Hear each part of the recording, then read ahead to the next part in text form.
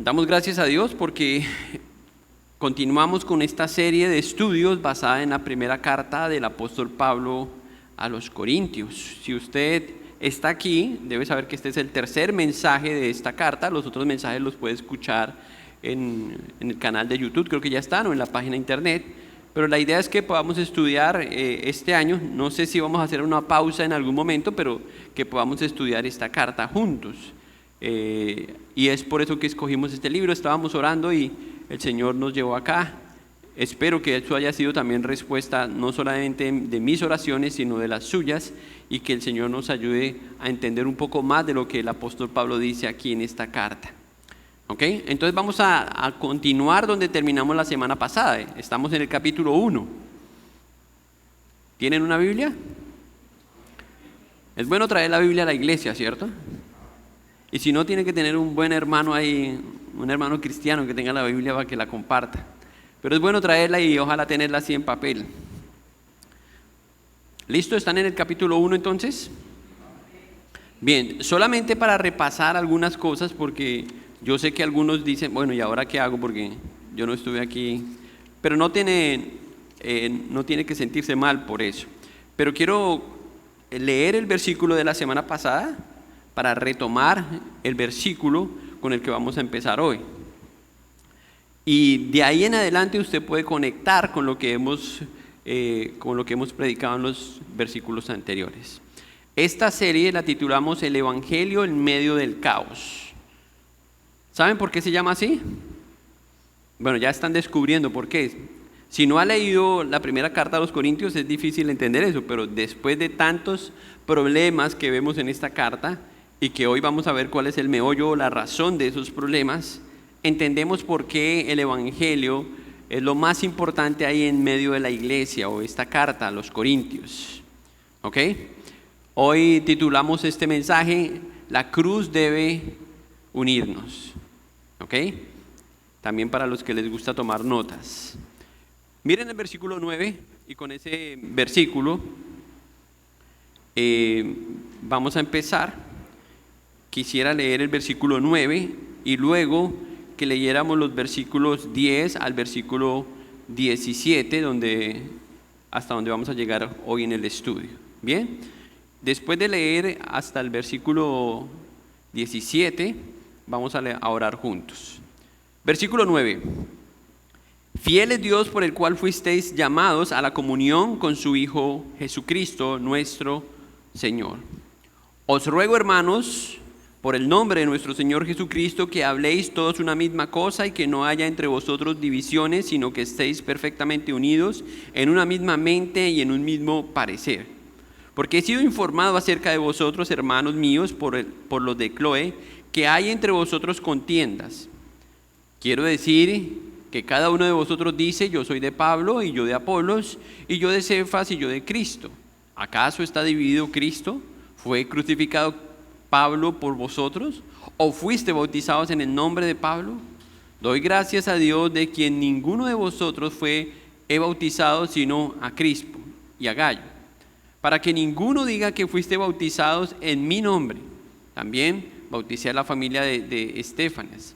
De los demás no sé si he bautizado a algún otro, pues no me envió Cristo a bautizar, sino a predicar el Evangelio, no con sabiduría de palabras, para que no se haga vana la cruz de Cristo. Oremos. Padre, te damos gracias esta mañana por tu palabra. Queremos esta mañana escucharte a ti. Quisiéramos, Señor, que tú uses tu palabra esta mañana en nuestras vidas, porque tú nos conoces muy bien y tú has dicho que ella es el alimento espiritual que necesitamos. Tú has dicho que tu palabra tiene poder para cambiar, para transformar, para dar vida, para consolar, para exhortar, para transformar, Señor. Y queremos que tú la uses, Señor, en nuestras vidas. Queremos que tu Espíritu Santo la aplique en nuestra vida, en nuestro contexto, en lo que estamos viviendo, en la situación en la que estamos como iglesia, en la forma en que estamos viviendo como familias, como padres, como esposos, como hermanos, como hijos, Señor. Ayúdanos, Señor. Queremos entender tu palabra, pero también queremos vivirla y queremos verte a ti en medio de esta predicación. Ver lo que tu Hijo Cristo hizo para poder llevar gloria a tu nombre, Señor, y para podernos acercar a ti a través de Él. Por eso rogamos, Señor, que sin importar los obstáculos y las distracciones, Señor, tú ministres nuestro corazón, nos hables, Señor. No permitas que salgamos de este lugar de la misma forma que entramos, Señor. Llénanos de ti, Señor. Revélate a nosotros a través de tu palabra y glorifícate en ella, Señor, por amor al nombre de tu Hijo Cristo y por lo que Cristo hizo por nosotros en la cruz. Por eso rogamos, Señor, que tu palabra sea predicada, Señor, y que sea usada por ti y para ti, y que toda la gloria, Señor, sea para tu nombre y el de tu Hijo Cristo. Te damos gracias por todo y oramos en su nombre. Amén. Muy bien, leído el pasaje, el versículo 9, a manera de recuento o de repaso, Pablo termina con esa parte del sermón, o con el que terminamos nosotros, porque él no terminó la semana pasada, con un llamado. ¿Cuál es el llamado que hace en el versículo 9? Miren el versículo. ¿Un llamado a qué? A la comunión. Nosotros hicimos énfasis en ese versículo en el primer mensaje, luego lo unimos en el segundo mensaje, y aquí Pablo termina otra vez haciendo un llamado. La palabra que Pablo está usando aquí en este versículo es una palabra muy común, porque nosotros hablamos de la comunión, tener comunión. La palabra es koinonía. Ahora, esta palabra en griego no se refiere solamente a compartir o a estar aquí en este espacio, porque podemos estar aquí en este espacio y no tener comunión, aunque estemos juntos aquí. Tiene que ver con mucho más que eso, ¿sí? La palabra tiene un significado mucho más amplio y los va a desarrollar en los versículos 10 al versículo 17. Eso es lo que Pablo va a decir. Pablo les está diciendo aquí que Dios los está llamando a la comunión, pero les va a decir que hay algunos problemas que él ha notado por los cuales la comunión no está siendo una realidad. Y él no dice esto, pero les deja entender que esta es la razón por la cual él está escribiendo esta carta. Porque si Dios los llamó a esto, pero no están cumpliendo con el llamado de Dios, entonces ahora Dios interviene para recordarles lo que Dios los llamó a hacer, que era tener comunión. Allí en esos versículos, en los versículos 10 al 17 que ya leímos, veremos que él hace un énfasis, una exhortación a todos los hermanos ahí en la iglesia de Corinto, para que tengan una vida, llamémoslo así, una vida compartida con los hermanos. En esta época de la iglesia era un poco más complejo ser cristiano. Si usted lee, por ejemplo, Hechos capítulo 2, decía que los hermanos tenían comunión a tal punto que ellos vendían todas las cosas y las repartían entre todos. Imagínese usted eso para invitar a los nuevos a la iglesia, ¿sí? A invitar a su tío, el dueño de la fábrica. Él no quiere venir, ¿cierto? O sea, cuando nosotros imaginamos esto que ocurre dentro de la iglesia, nosotros no pensamos en esto. Y yo creo que ahora nosotros tenemos una malicia indígena, ¿cierto?, de pensar en eso, pero la primera iglesia, la iglesia primitiva, no iba en pos de esto. Eso fue el resultado de la comunión. Si nosotros supiéramos que eso pasa en alguna iglesia, seguro perderíamos algunos miembros, ¿cierto? Alguien saldría corriendo porque no, allá están, todos vamos en el mismo carro, todos vivimos en el mismo barrio, casi como menonitas, ¿cierto?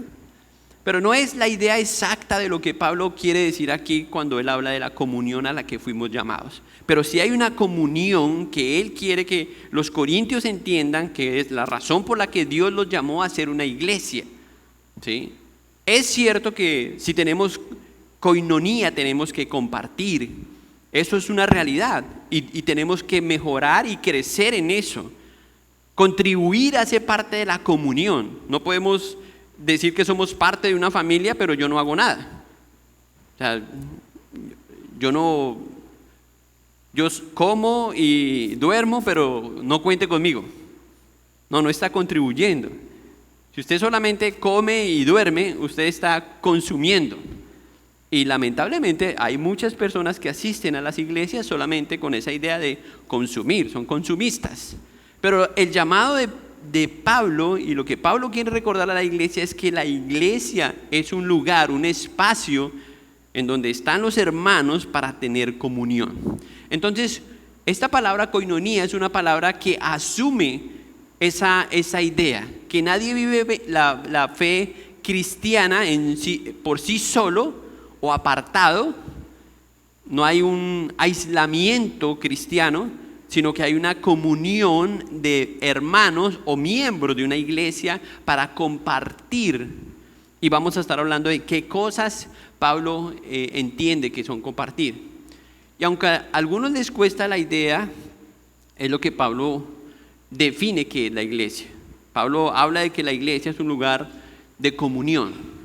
Y más adelante, vamos a ver eso porque hoy vamos a tener la Santa Cena, Pablo incluso usa el término cuando tiene que hacer correcciones de lo que la iglesia estaba haciendo en la Santa Cena. Más adelante vamos a ver eso. Y usa esta misma palabra, comunión, porque suponía que las personas estaban contribuyendo a lo que era el propósito de la iglesia.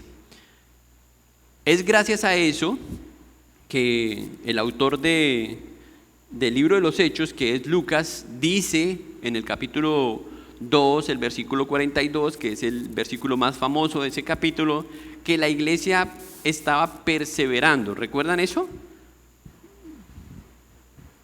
¿Sí o no? Bueno, miremoslo porque ni siquiera movieron la cabeza. Hechos 2:42. Este es un versículo muy bonito porque es un cuadro de lo que uno o cualquiera quisiera ver en la iglesia, ¿verdad? Miren lo que dice el capítulo 2, Hechos 2:42.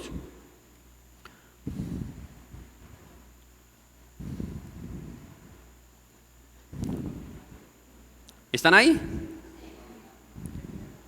Él está hablando de lo que está pasando en la iglesia, en el capítulo 2, después de que el pastor Pedro predica, y entonces hay una conversión masiva, y esto es lo que ocurre en la iglesia. Dice el versículo 42, y perseveraban en la doctrina de los apóstoles, en la comunión unos con otros, en el partimiento del pan, y en... ¿Cuántas cosas estaban perseverando los hermanos? 4 cosas, ¿cierto? En la enseñanza, eso es muy importante. En el partimiento del pan, eso es algo también muy importante. En las oraciones, algo muy importante. Y en la comunión. Lo que yo encuentro particular en esas cosas es que no hay forma de que tengamos enseñanza, compartamos el pan y oremos si no tenemos comunión. O sea, la comunión es el centro de todo eso. Yo entiendo que hay personas que les cuesta mucho relacionarse con otros individuos, ¿verdad? Nos cuesta tener una buena conversación y cada vez es más difícil. Yo pienso que la tecnología nos ha hecho cada vez más lentos en eso. O sea, es tan difícil hoy tener una buena conversación con una persona y tener una buena relación. Y yo creo que es gran parte porque nos la pasamos metidos en el teléfono, ¿sí? Y tenemos que orar por eso, para que el Señor nos ayude y podamos crecer en nuestra comunión como hermanos. Es triste, pero cada vez veo más iglesias y uno puede encontrar el pretexto para hacer eso, pero cada vez veo más iglesias en la virtualidad y creyentes que creen que pueden vivir en la virtualidad. Y entonces, ¿dónde está la comunión? ¿Y cómo llegamos a esto de la enseñanza, el partimiento del pan y las oraciones si no hay comunión? O sea, esa palabra koinonía encierra esa idea de que tenemos que estar juntos para compartir. No hay otra forma de hacerlo. ¿Cuál fue el resultado en esta iglesia? Ahí en Hechos 42. ¿Qué dice el pasaje?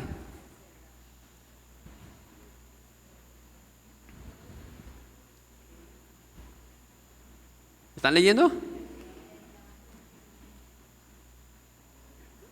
Mire el versículo 43. Y sobrevino temor a toda persona y muchas maravillas y señales eran hechas por los apóstoles. Todos los que habían creído estaban juntos y tenían en común todas las cosas y vendían sus propiedades y sus bienes y los repartían a todos según la necesidad de cada uno. O sea, el resultado de la comunión, de la enseñanza, de partir el pan y de orar juntos, los llevó a ellos a despojarse de las cosas que eran más preciadas para ellos en algún momento. Las cosas que los separaban, las cosas a las que ellos se aferraban. Esas cosas llegaron a ser secundarias. No tenían valor. ¿Pero cómo? Cuando hay unión. Es como, y ustedes han vivido eso, en un matrimonio, ¿cierto? Si un matrimonio está bien unido, no importa si entramos en crisis, ¿cierto? No importa si vienen problemas difíciles, estamos unidos y vamos para adelante. Así le dice el esposo a la señora, ¿cierto? Mija, vamos para adelante, no importa. ¿Sí? Si hay solo pan comemos y vamos. Pero si no están unidos, no importa si están rodeados de muchas cosas, no van a salir adelante. Entonces, lo que quiero mostrarles, hermanos, es que el tema que Pablo va a desarrollar ahorita es un tema de mucha importancia para Dios, que es la unidad. Y ustedes, claro, ustedes se pueden estar pensando, pero la unidad en la iglesia, yo ni siquiera soy parte de esta iglesia. Bueno, si usted es cristiano, lo primero que tengo que decirle es que usted debe estar unido a una iglesia. Ojalá miembro de una iglesia, así lo enseña la Biblia. Pero si no, es lo que Dios espera que ocurra si usted pone su fe en Jesucristo como su Salvador. Tenemos que estar unidos a Cristo. Y la pregunta es que si no estamos unidos a Cristo, a algo estamos unidos. Entonces tenemos que pensar en qué estamos unidos. Lucas dice claramente que hay beneficios y él estaba viendo eso, pero no es el único que ve eso. Y el resultado fue claro en la iglesia primitiva. No solamente que los hermanos estaban unidos, sino que había gozo, la generosidad se desbordaba. No eran esas actitudes mezquinas y orgullosas que... No. La gente estaba feliz. ¿Por qué? Porque había comunión entre ellos. Y la comunión destruye el orgullo. No necesita ser un cristiano para entender lo que yo estoy diciendo. Usted sabe que la unidad produce cosas buenas, produce vida, pero la división ¿qué produce? ¿Produce algo positivo?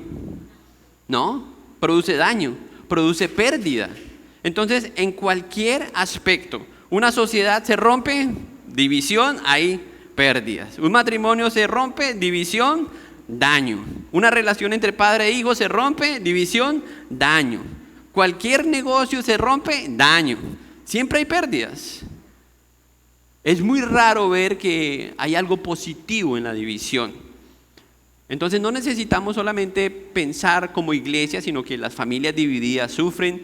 Un equipo de compañeros de trabajo, si no está unido, pues no hace muchos goles, ¿cierto? Pero si está bien unido y entiende lo que quiere hacer su compañero, pues va a meter más goles. Una familia, una nación dividida, pasa lo mismo. Entonces no podemos ignorar que esto es de suprema importancia también para la iglesia. Pablo sabía perfectamente lo que debilitaba a la iglesia. Y Pablo va a tratar quirúrgicamente con los problemas de esta iglesia. Ahora, porque Pablo entendió que los problemas, todos los problemas de la iglesia radicaban en esto que él va a decir, que tiene que ver con la división, ¿sí? O si quiere decirlo de otra forma, la falta de unidad, que es lo mismo. Ahora, recordemos que esta iglesia, la iglesia a la que nos estamos refiriendo, la iglesia de Corintios, era una iglesia, dijimos hace 2 mensajes, que era una iglesia rica. ¿Recuerdan eso? Que era una iglesia, miren el contexto, ahí está en el pasaje. Mire, versículo, ¿a dónde está? El versículo 5, porque en todas las cosas fuiste enriquecido en toda palabra y en toda ciencia, así como en el testimonio de Cristo, y tenían todos los dones. O sea, era una iglesia rica, pero no necesariamente unida. ¿Se dan cuenta de eso? O sea, hay cosas que pueden estar bien, pero si de fondo la unidad no está bien, las otras cosas no van a lucir. No se van a ver como cosas buenas, ¿sí? Esta iglesia tenía todo eso. Tenía un llamado claro a la santidad, un llamado a la comunión con Cristo, pero tenemos que decir que la falta de unidad tenía la iglesia fracturada. Las actitudes, las palabras, las acciones de algunos hermanos tenía la iglesia fracturada. Déjenme darles un ejemplo porque quiero ser bien gráfico con lo que les estoy diciendo.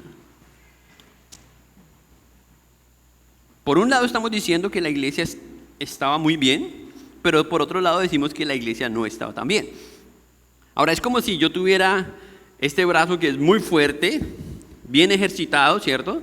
En el gimnasio, pero resulta que el brazo está enyesado porque sufrió una fractura. ¿Sí? ¿Afecta que el brazo esté fracturado al cuerpo? Sí, claro. Si tengo otro miembro fracturado, peor, ¿cierto? O sea, cada vez que hablamos de la división o de las fracturas o los pleitos, puede ser que no estamos hablando de una mala iglesia, pero estamos hablando de una iglesia que tiene un problema. O sea, yo no puedo omitir que si yo tengo este brazo enyesado, pues de alguna forma estoy debilitando al cuerpo y el ejercicio de los otros miembros del cuerpo. Y hemos visto hermanos que tienen que luchar con eso. Entonces, eso es para decirle que aunque la iglesia tiene algunas virtudes, esta iglesia de Corintios, y tenía algunas riquezas, la división estaba fracturando la comunión que ellos tenían como hermanos, y esto impedía que esas otras cosas que llamamos riquezas, o Pablo llamó riquezas en Cristo en el versículo 5, lucieran y pudieran ser usadas para la gloria del Señor. Y por eso es que este mensaje es tan importante, es por eso que Pablo hace algo muy significativo. El primer problema que él va a tratar en toda la carta no es el problema que encontramos en el capítulo 7, no es el problema que encontramos en el capítulo 11. No, hay muchos problemas en esta carta. Pero fíjese que el primer problema que Pablo va a tratar aquí es la división, la falta de unión. Porque él sabe que aquí iniciaron todos los problemas de la iglesia. Ahora, yo sé que estamos como invirtiendo mucho tiempo en esto, pero es importante para mí que usted entienda y que usted piense de esta forma, porque puede ser que usted diga que usted tiene problemas con su hijo, con su hija, con su esposa, con su esposo, con el jefe, no sé, con alguien, con usted mismo, pero puede ser que el problema también sea que usted esté dividido, ¿sí?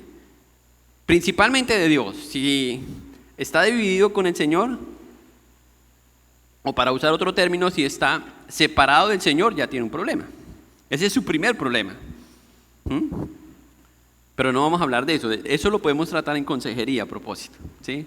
Si lo necesitan. Pero lo cierto es que la división es un problema para todos. Para todo el mundo es un problema. Entonces, al abrir este pasaje vamos a ver por qué la unidad es tan importante para el apóstol Pablo, ¿sí? Y por qué solo unidos podemos cumplir el propósito que Dios le ha demandado a la iglesia. Las divisiones en la iglesia, de alguna forma, siempre van a existir. Y Pablo lo dice ahí en 1 Corintios capítulo 11, ¿sí? Se escucha que hay entre vosotros divisiones y en cierta forma son necesarias. ¿Para qué? Para que revelen la naturaleza de la iglesia. ¿Ok? Para que pensemos o para que veamos si estamos pensando en una misma cosa, si creemos una misma cosa o no. Entonces, eso es lo que Pablo dice. Revelan gran parte de nuestro corazón, el orgullo que hay en nuestro corazón. Eso es lo que revelan las divisiones. Mientras que la unidad revela el evangelio. La unidad, cuando usted ve unidad, o usted ve un matrimonio bien, usted sabe que ellos están viviendo el evangelio. Usted ve una buena relación entre dos personas, hermanos, amigos, usted sabe que ahí está el evangelio. Porque hay respeto, hay amor, comparten juntos, son humildes, ahí está el evangelio. ¿Se da cuenta? Entonces, eso es lo que Pablo hace aquí. Entonces, las divisiones en la iglesia siempre nos ayudan a ver el corazón de la iglesia, en realidad. Yo veo esto siempre como una oportunidad. Cuando alguien me dice, pastor, es que mire que tal cosa con un hermano, fulano de tal, ok, vamos a mirar qué pasa, ¿sí? Y lo que yo estoy analizando es la forma en que la persona está tratando con ese problema, porque a veces uno está viendo que el hermano tiene un problema con el orgullo, con la arrogancia, con la altivez, ¿sí? A veces el problema es del otro lado, entonces uno analiza eso y ayuda al hermano para que finalmente reconstruyamos esa unión que se supone hay entre todos. Muy bien, vamos a ver 3 verdades que toda iglesia, o si quiere poner en vez de iglesia, todo cristiano necesita entender si quiere estar unido a Cristo y que Cristo sea el centro de su vida. ¿Ok? Vamos a ver la primera. Leamos nuevamente los versículos 10, 11 y 12 porque de ahí va a salir la primera. Os ruego pues, hermanos, por el nombre de nuestro Señor Jesucristo, que habléis todos una misma cosa y que no haya entre vosotros divisiones, sino que estéis perfectamente unidos en una misma mente y en un mismo parecer. Porque he sido informado acerca de vosotros, hermanos míos, por los de Cloé, que hay entre vosotros contiendas. Quiero decir que cada uno de vosotros dice, yo soy de Pablo, yo soy de Apolos, y yo de Cefas, y yo de Cristo. Aquí está la primera verdad.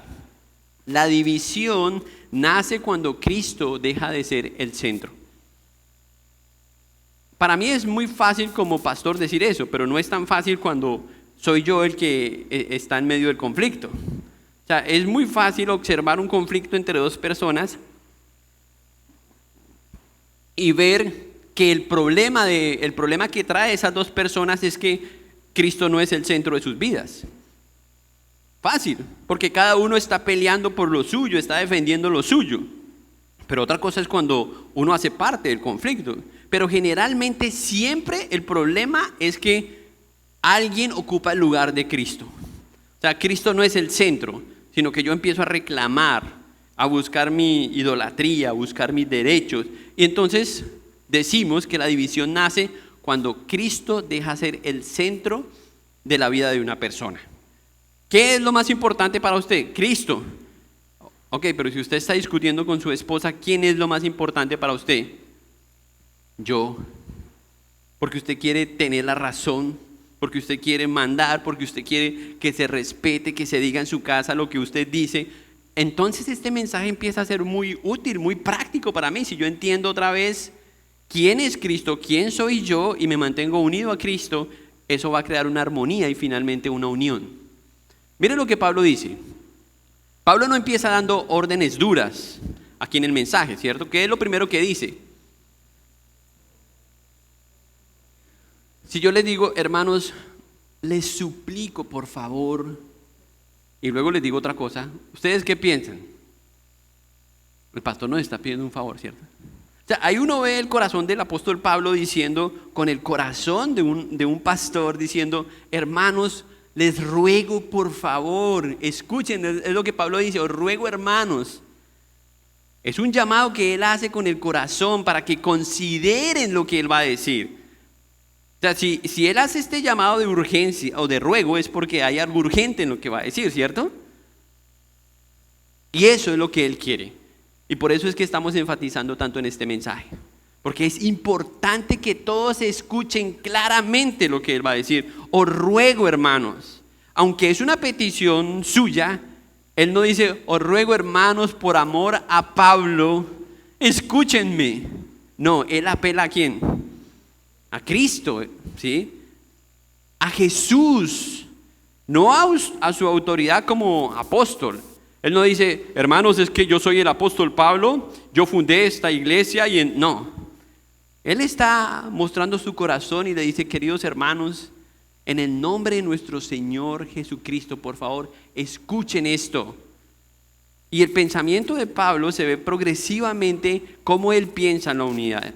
Mire el versículo, en la segunda parte del versículo 10. Aquí se deja ver como el flujo de pensamiento que tenía Pablo. Primero dice lo que sí deben hacer los hermanos para guardar la unidad. Luego dice lo que no deben hacer y luego muestra el resultado.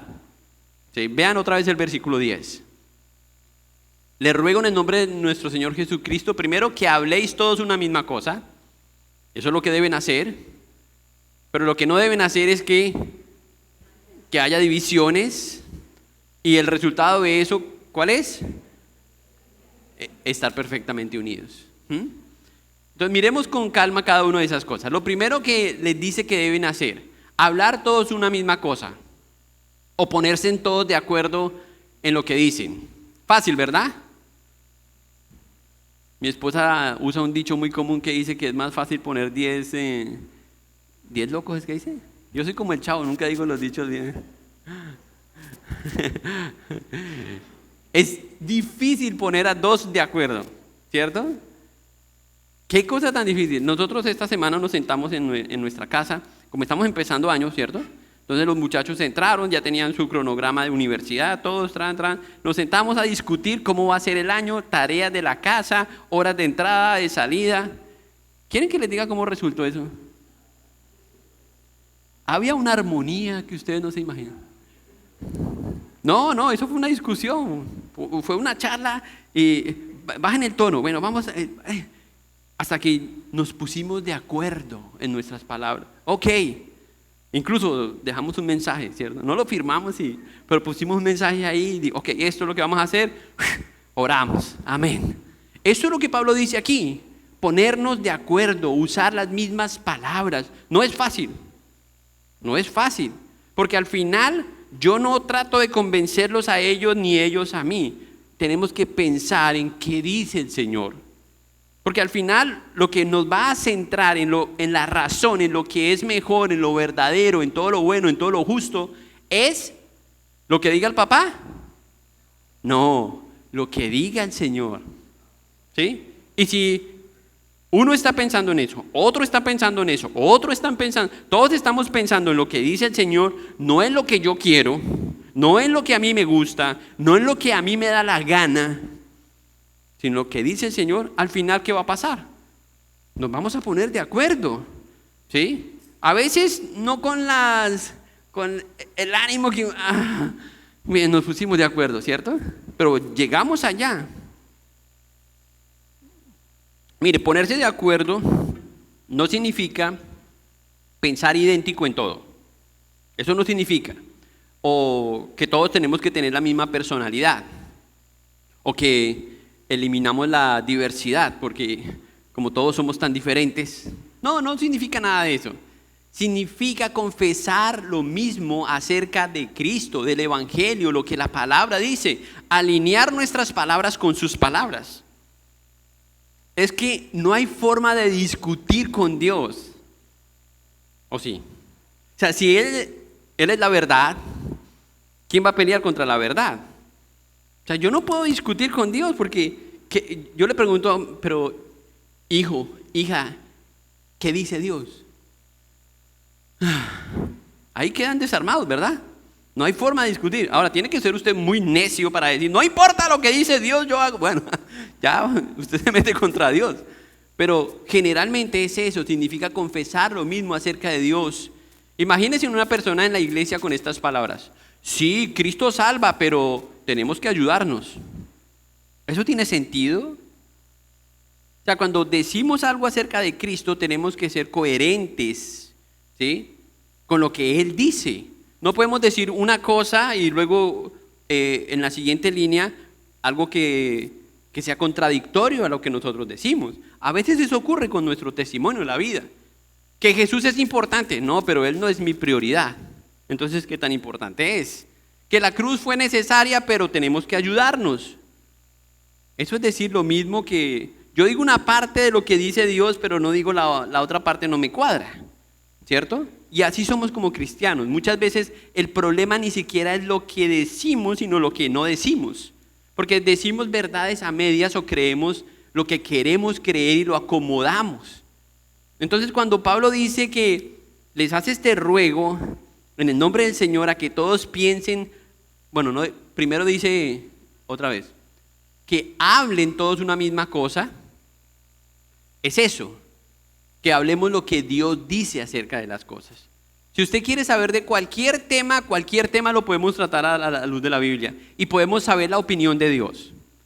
Lo que Dios dice acerca del aborto, encontramos en la palabra de Dios. Lo que Dios dice acerca del homosexual, lo encontramos en la palabra de Dios. Lo que dice acerca de la mentira, lo encontramos en la palabra de Dios. Lo que dice acerca de la tecnología, lo encontramos en la palabra de Dios. O sea, ahí está en la palabra de Dios lo que nosotros necesitamos creer acerca de Dios para nuestra vida. Y es lo que Pablo dice entonces.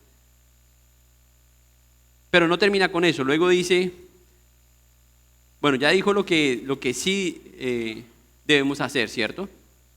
Ahora, déjenme antes de salir del punto. ¿Recuerdan algo que dijo Jesús en uno de los evangelios, en Lucas, el capítulo 6? El hombre bueno, del buen tesoro de su corazón, saca lo bueno. Y el hombre malo, del mal tesoro de su corazón, saca lo malo. ¿Por qué? Porque de la abundancia del corazón habla la boca. Entonces, hermanos, ¿es importante que hablemos el mismo idioma? Sí, sí, sí. Para el Señor es importante, para Jesús es importante, porque eso de alguna forma revela el corazón de nosotros. Ah, no, es que yo soy así, yo digo lo que digo cuando quiera y porque a mí me gusta decir cuando. Pero, ¿y el Señor? ¿Acaso el Señor decía cualquier cosa disparate que se le ocurría sin importar si ofendía a alguien o no?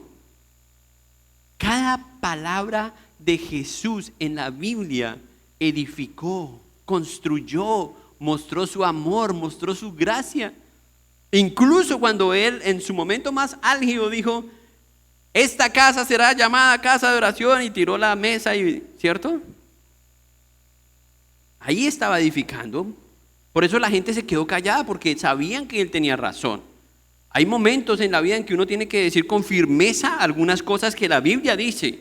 Y él dijo, mi casa, casa de oración será llamada, citando un pasaje de la Biblia. Eso no fue algo que a él se le ocurrió. Y lo dijo con firmeza, lo dijo con claridad. Unidos en un mismo hablar. Y ese es el llamado que hace. El problema en Corintio no era solo lo que pensaban, sino lo que ellos decían, lo que revelaban lo que pensaban. Y por eso lo que Jesús dice aquí en Lucas es muy importante. Recuerden, hermanos, la división comienza con nuestra forma de hablar. Recuerda lo que dijo, esta es una estrategia muy vieja, con que Dios os ha dicho. La forma de hablar. Usted llega corriendo con un hermano, se encuentra con el hermano, hermano, ¿cómo está? Bien. Imagínese que, y empieza a dudar de lo que escuchó, de lo que dijeron, o lo que. Ya uno empieza a dañar las cosas, ¿cierto? Hermanos, tenemos que afirmar la palabra con amor, como lo hizo el Señor, ¿sí? Ahora veamos lo que no deben hacer. Primero, bueno, ya vimos lo que no deben hacer. Ahora lo que deben hacer. ¿Qué deben hacer?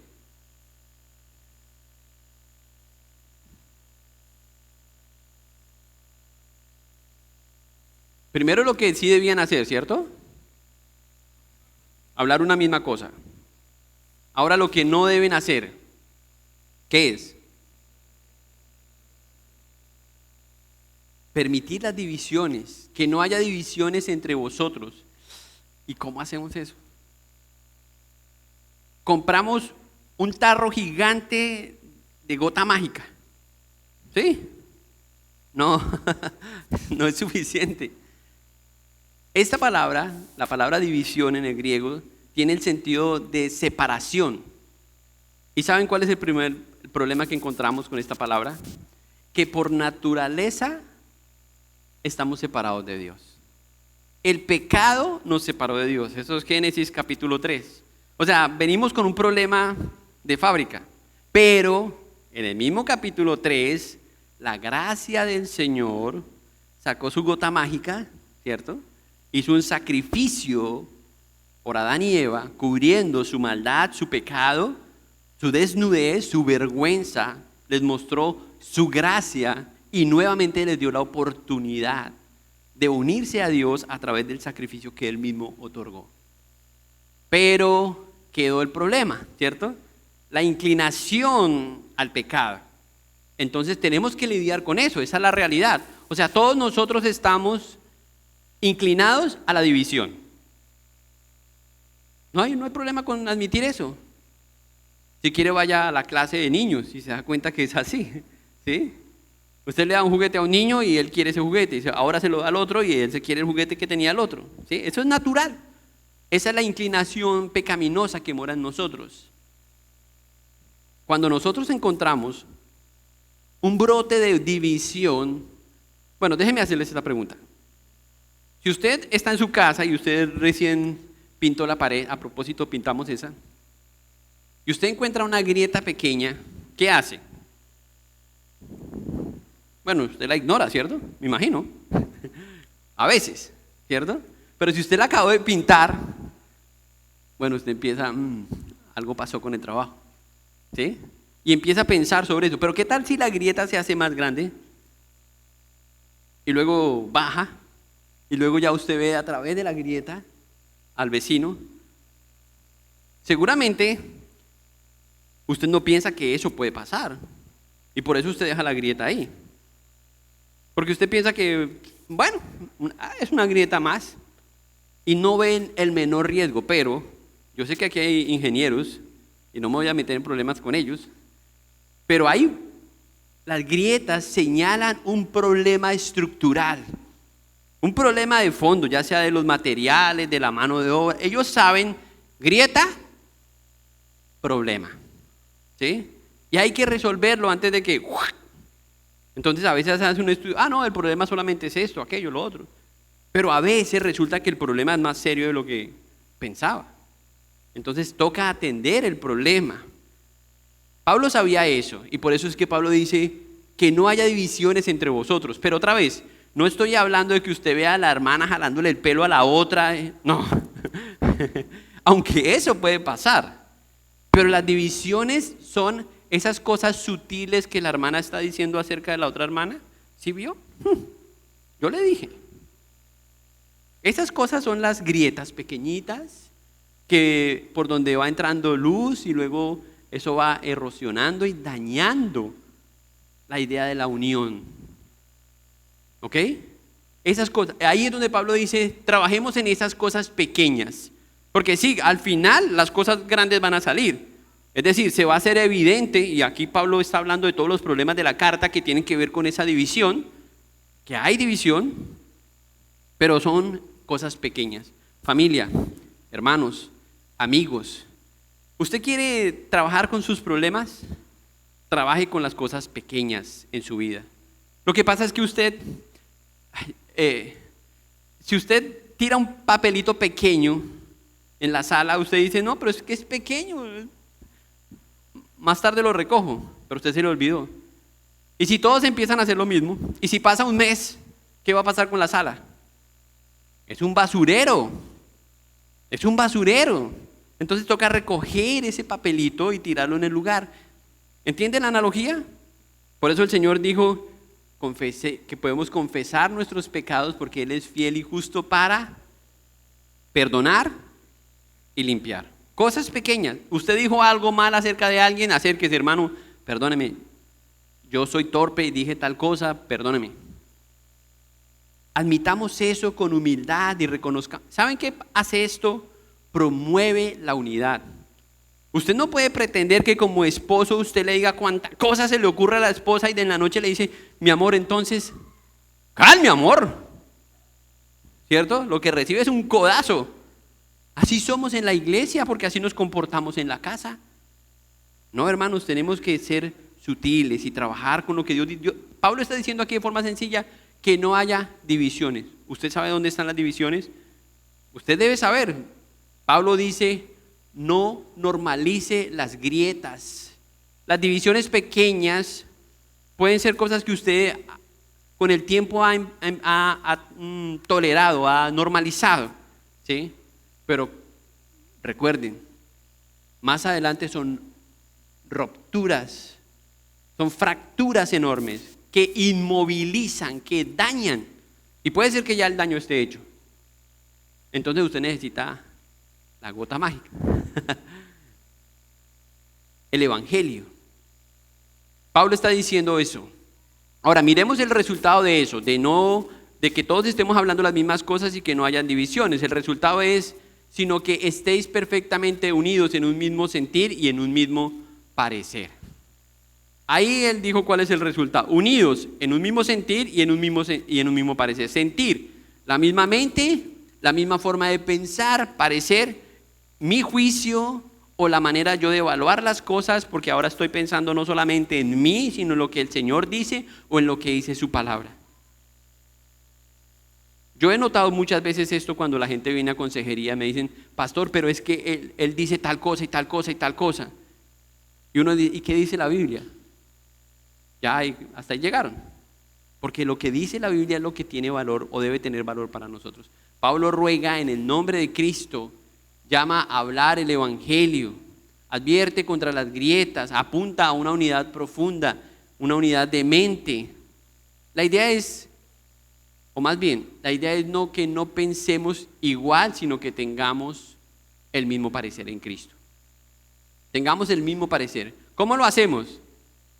¿Qué podríamos hacer de forma práctica para tener el mismo parecer en Cristo? Hágase una pregunta como esta. Bueno, 2 preguntas les voy a dar. ¿Quiere tener el mismo parecer con Cristo? ¿Qué dice la Biblia acerca de este asunto? ¿Qué diría Jesús acerca de esto? Ahí usted va a encontrar el mismo camino. Es sencillo, pero tenemos que aplicarlo. Esto nos ayuda a entender que los problemas o el problema no era que ellos siguieran, porque mire lo que Pablo dice aquí. Leamos otra vez el pasaje. Mire lo que Pablo está diciendo. Porque he sido informado acerca de vosotros, hermanos míos, por los de Cloé. El problema era Cloé, que se puso de chismoso. A ese Cloé, siempre hay un Cloé en la iglesia. Que hay entre vosotros contiendas. Que quiero decir que cada uno de vosotros dice, yo soy de Pablo, yo soy de Apolos y yo de Cefas. ¿Cuál es el problema? Cloé, ¿cierto? No, el problema es la unidad, la falta de unidad, y eso es a lo que Pablo está llegando. Esto nos ayuda a entender otra vez, cuando Pablo dice que menciona a estos líderes, Apolos, Cefas, Pablo, él no los está defendiendo, ¿sí? Él no los está defendiendo, pero Pablo dice, el problema no son ellos, el problema son ustedes. Cristo había pasado de ser el centro de la vida de los cristianos y Pablo, Apolos o Cefa habían ocupado el lugar. Y es tan fácil, hermanos, hacer idolatría de una persona. Así sea de nuestro líder favorito o nuestra hermana favorita en la iglesia y la amamos con todo el corazón hasta que, mire hermano, no podemos confiar absolutamente en alguien si no es la persona de Cristo. Y debemos amar a los demás y debemos fomentar la confianza, pero el único que no nos va a fallar se llama Cristo, la persona de Jesús. Él quiere que la iglesia sepa que si hay división entre los hermanos, no es porque esos hermanos están separados entre ellos, sino que están separados de Cristo. ¿Escucharon eso? El problema no solamente es que hay es que los 2 hermanitos, ese Pablo y ese tal acá ya están agarrados. No. Si ellos están teniendo un problema es porque ellos ya están divididos de Cristo, porque no están pensando lo que Cristo dijo. O si no, no habría problema entre ellos. Y eso es lo que Pablo está diciendo. El problema no son ellos, el problema es de ellos con Cristo. Es un problema personal y por eso yo no puedo tratar bien a mis hermanos. Eso es lo que revela otra vez la división. Las divisiones no siempre nacen de una mala doctrina o de un mal profesor. Recuerden, aquí Pablo era el profesor, pero sí nacen muchas veces de algo que encontramos aquí en el pasaje que Pablo revela. Son escuchen, las preferencias. ¿Ok? Es que como a mí no me tratan así, entonces yo me voy con fulano. Es que como tal cosa, entonces yo prefiero allá. Cuando hacemos acepción, y eso lo hacemos en el corazón y en la mente, por eso es que Pablo va ahí a donde está el problema. Ese es el problema mío con el Señor y luego, obviamente, se ve en una relación con un hermano. Pero el problema nace ahí en el corazón nuestro. Siempre es fácil identificarnos con alguien, pero el Señor quiere que nos mantengamos centrados en Jesús. Él es el único que puede mantenernos firmes en esto. Hermanos, yo estoy invirtiendo mucho tiempo en el primer punto, tengo que avanzar, pero Pablo lo que está diciendo aquí es supremamente importante, ¿sí? Si en tu vida, tu familia, tu negocio, Cristo no es el centro, algo o alguien está ocupando el centro. Y ese es el problema, que te divide de tus amigos, hermanos, tíos, problemas, papá, lo que sea. Ese es el problema. Veamos la segunda verdad que toda iglesia necesita entender si quiere estar unido a Cristo. Versículo 13. ¿Acaso está dividido Cristo? ¿Fue crucificado Pablo por vosotros o fuiste bautizados en el nombre de Pablo? Doy gracias a Dios de que ninguno de vosotros he bautizado sino a Crispo y a Gayo, para que ninguno diga que fuiste bautizado en mi nombre. Imagínense en esto. Aquí vemos la segunda verdad, y es que la división distorsiona el evangelio. Miren las tres preguntas que hace el apóstol Pablo. ¿Cuáles son las preguntas? Número 1, ¿está dividido Cristo? Número 2, ¿fue Pablo crucificado por vosotros? Número 3, ¿fuiste bautizados en el nombre de Pablo? Número 4, ¿todas las anteriores? La respuesta es sencilla para todas las preguntas. No, no, no, no y no. Es obvio para el apóstol Pablo, pero para ellos no. No era tan obvio. La cruz no pertenece a ningún líder. El evangelio no le pertenece a nadie. El bautismo no exalta a nadie. Y Pablo no quiere minimizar el bautizo. Él no quiere hablar más del bautizo. Pero él quiere que la gente entienda que incluso el bautizo no es para salvación. Y por eso no podemos darle crédito al bautizo como tal. Él quiere que la gente entienda que Cristo es el centro de la vida. Y cuando la división se hace presente, entonces distorsiona lo que Cristo hizo bien. Cuando exaltamos a personas tenemos que tener mucho cuidado. ¿Por qué? Porque minimizamos la cruz, desplazamos a Cristo y lo último es que debilitamos el evangelio, lo que ya hemos creído. La iglesia alrededor nuestro es una obra que solamente se le puede dar el crédito a Cristo. No hay otra cosa. Pablo menciona estas dos cosas y son importantes que él las diga cuando él habla de que si fueron bautizados en el nombre de Pablo o Cristo estaba crucificado o Pablo estaba siendo crucificado por ellos. Pablo dice esto de una forma tan sencilla, hermanos, pero para ellos yo creo que esto cayó mal, ¿sí? Pablo menciona estas dos cosas para de alguna forma desmontar la idolatría que algunos estaban haciendo de las personas que estaban más cercanas a ellos. Es que yo creo en esta persona, él sí, nosotros no. Entonces, Apolos, Cefas, ellos son los míos, de los míos.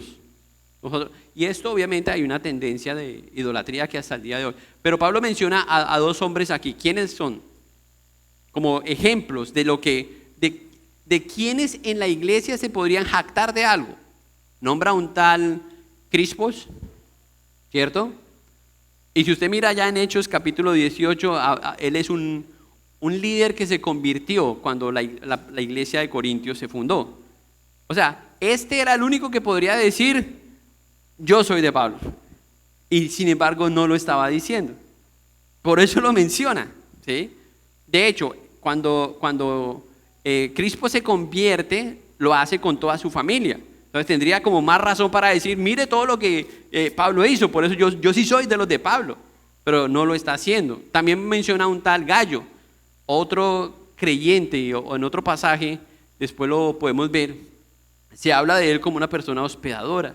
O sea, cuando nosotros pensamos en ejemplos en la Biblia, claro que Pablo invirtió tiempo en personas, claro que Pablo invirtió tiempo en la vida de la gente, pero Pablo enseñaba que lo más importante para ellos debía ser Cristo, no lo que él hizo.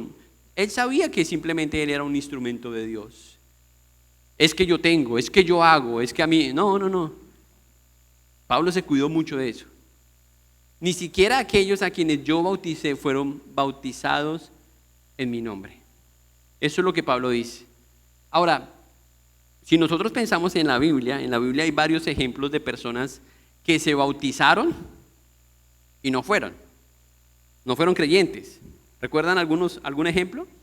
Hechos capítulo 8. Ahí encontramos a un hombre llamado Simón, el mago, famoso por ser ex mago, ¿cierto? Que aparentemente se convirtió, lo bautizaron, pero cuando los apóstoles fueron a ver, resulta que llegaron, entonces los apóstoles empezaron a imponer las manos y a darle el espíritu. Entonces Simón se le ocurrió una brillante idea y dijo: yo pago por eso. ¿Cuánto vale eso? Ese poder lo quiero yo. Y quedó al descubierto que era un bautizado falso. Esto para decir, hermanos, que muchas veces el bautizo no es simplemente una razón de unión. O sea, esa persona, déjeme decirlo de esta manera. El bautizo como físico, el acto de bautizar a una persona y presentarlo a la iglesia, no es lo que une a una persona a la iglesia. Eso simboliza lo que debió haber ocurrido previo al bautizo. Pero muchas veces esa persona no estaba unida a la iglesia. ¿Engañó al pastor? Sí. ¿Engañó a la iglesia? Sí. ¿A Dios? No. ¿Sí? Y vemos entonces, Simón es un buen ejemplo de eso. En el capítulo de Hechos, el capítulo 19, después de la historia de la iglesia de Corinto, hay otros ejemplos de otros discípulos de Juan el Bautista, que también estaban reclamando porque habían sido bautizados, pero ese era el bautizo de arrepentimiento. Entonces estos también podrían ser, y el más clásico quizás, que fue, no solamente recibió el título de bautizado, sino de apóstol, se llama Judas. ¿Sí? Todos los apóstoles fueron bautizados. Entonces Pablo no está subestimando, pero al mismo tiempo está enseñando que si hay una unión a través del bautizo y esa unión es real, es genuina con Cristo y lo simboliza muy bien el bautizo por inmersión, entonces no debe haber división. Entonces, hermano, usted está aquí discutiendo conmigo por el color de la pared y lo que está haciendo su hermano porque está pintando la pared de otro color, ¿y usted fue bautizado? Esa es una verdad de la Biblia. O sea, estas cosas son relevantes a la luz de lo que el Señor dice y quién es el Señor y de lo que Él hizo. Muchas veces tenemos que detenernos para hacernos esas preguntas. Estos ejemplos en la Biblia muestran que el bautismo no es una garantía de salvación o de fe que nos mantiene unidos a Cristo. Lo único que nos mantiene unidos a Cristo es Cristo. ¿Sí? En Cristo. Por eso cuando Pablo dice en varias de sus cartas, dice en Cristo, está hablando de esa unión con Cristo. ¿Ok? El bautizo, recuerden, representa eso. Si dejo dudas, por favor, después hablamos de eso, porque a propósito tenemos unas fechas ya para bautizos este año, y si no se ha bautizado como enseña la Biblia, pues le animo a que tenga una conversación conmigo. Bien, último versículo 16 y, bueno, últimos dos versículos, 16 y 17. También bauticé a la familia de Estefanas, de los demás, no sé si he bautizado a algún otro. Pues no me envió Cristo a bautizar, sino a predicar el evangelio, no con sabiduría de palabras, para que no se haga vana la cruz de Cristo. Aquí está la tercera verdad. ¿Qué dice este pasaje? Bueno, que Cristo no había enviado a bautizar a Pablo, sino a predicar el evangelio. Eso es lo que dice. La tercera verdad es que la cruz de Cristo es el único fundamento de la unidad. O sea, la predicación del evangelio es lo único que nos une. Eso es lo que nos va a unir. Pero nosotros tenemos que aplicarnos eso. Tenemos que recordarnos el evangelio, lo que ya hizo. Pablo otra vez no está minimizando, y aquí nombra a otra familia, ¿sí?, que él recordó que había bautizado. Pero otra vez, en el versículo 17 dice, esto no fue lo que Cristo me pidió hacer, sino predicar el evangelio, vivir el evangelio. Y para mantenernos unidos, lo único que podemos hacer es predicarnos el Evangelio, pensar en el Evangelio, meditar en el Evangelio. El poder no está en el método, en el bautizo, está en el mensaje o en el mensajero, que es Cristo, si hablamos de Él como el mensaje de Cristo. Miren, aquí hay una cruz, que a propósito está como abandonadita. Aquí hay una cruz, pero ¿qué tal si despegamos esos dos palos? ¿Qué pasa con esa cruz? Dividamos los dos palos. ¿Qué termina siendo la cruz? Dos palos. Dos palos. O sea, la razón por la que la llamamos cruz es porque está unida en esa forma. Y la única forma en que nosotros podemos representar lo que Cristo hizo en la cruz es que estamos unidos en Cristo. Y el mensaje del Evangelio, de la cruz, nos da el poder para mantenernos unidos en Él. Claro, eso implica que tenemos que mortificar nuestra forma de pensar, nuestra forma de hablar, lo que decimos. Claro que tenemos que ser humildes y decir perdón, disculpe. Bueno, sí, pero lo que Cristo hizo en la cruz nos da el poder para nosotros mantenernos unidos. No hay razón para estar como perros y gatos. Aunque ahora yo he visto más perros y gatos conviviendo juntos, es extraordinario, ¿no? Muy domesticados.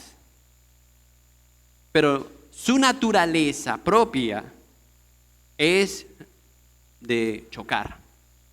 Hermanos, no se trata solamente de crear una conducta para estar dentro del mismo lugar, domesticarnos. No, se trata que de fondo nosotros vivamos para el Señor. La unidad no se produce por acuerdos humanos, se produce cuando todos nos rendimos a Cristo y a lo que Él hizo en la cruz por nosotros. Por eso hablamos de unidad. Por eso estamos hablando de estar unidos a Cristo. La cruz nos humilla a todos por igual. Nos deja por debajo de a todos por igual. ¿Saben por qué? Porque sus pecados y mis pecados fueron pagados en esa cruz. Y para que usted reciba el perdón, tiene que humillarse ante Dios y reconocer que Él murió por usted y que usted es quien merece estar en esa cruz. Esa es la realidad. Hermanos, con esta idea termino. Yo creo que la cruz de Cristo es el único fundamento de la unidad. Y si hay algo que nos separa entre hermanos, entre familiares, que es que hace rato no me hablo con mi tía, con mi tío, con mi primo, con mi hermana, es solamente su orgullo, su pecado. Pero recuerde esto, Cristo recibió castigo por ese pecado. Y solamente su orgullo lo mantendrá dividido de esa persona. Porque Cristo ya reparó esa grieta para que usted tenga comunión con Él y con los demás. Eso se llama unidad. Y Él lo hizo posible. Que la gloria sea para nuestro buen Dios por lo que Él ha hecho por nosotros. Padre, gracias te damos esta mañana por tu palabra. No entendemos, Señor, cómo personas de toda parte del mundo con pensamientos tan diferentes, culturas tan diferentes, Señor, pueden estar en un mismo lugar adorándote a ti, Señor, alabándote y sirviéndote. Es algo extraordinario, Señor. Como vemos en la carta que Pablo escribió a los Efesios, judíos y gentiles que estaban separados históricamente, unidos por el poder del Evangelio, por las obras de tu Hijo Cristo, por lo que Él hizo en la cruz. Señor, quizás estamos nosotros aquí luchando con algunas ideas, pensamientos, con sentimientos que nos alejan de personas a las que no podemos abrazar o mirar a los ojos, Señor. Y queremos pedirte perdón a ti. Queremos pedirte perdón porque en este asunto tú no has sido el centro de nuestra vida y te pedimos perdón por ello. Rogamos, Señor, que tú nos des la humildad, que nos des el convencimiento, las palabras suficientes para poder vivir en armonía, para poder vivir en unidad, Señor. Y que esto, Señor, recoja o elimine todos los problemas futuros, Señor, o los problemas actuales que podamos estar enfrentando. Ayúdanos con tu gracia y con el amor que tu Hijo Cristo ha derramado por nosotros. Sabemos, Señor, que en Él está todo lo que necesitamos para vivir para ti. Por eso rogamos por esa gracia tuya. Te bendecimos, Señor, y te damos gracias. Oro por cada familia aquí, por cada esposo, por cada esposa, por cada padre, Señor. Ayuda a mis hermanos.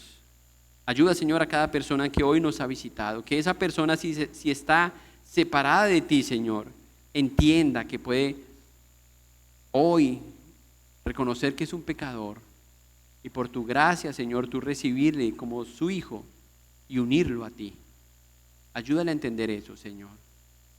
Padre, gracias por cada persona aquí presente esta mañana. Bendice a cada uno en su trabajo, en su familia, Señor, con sus dificultades. Ayúdale, Señor, a creer en lo que Cristo hizo, Señor, y en lo que Él prometió hacer por nosotros. En el nombre de tu Hijo oramos. Amén.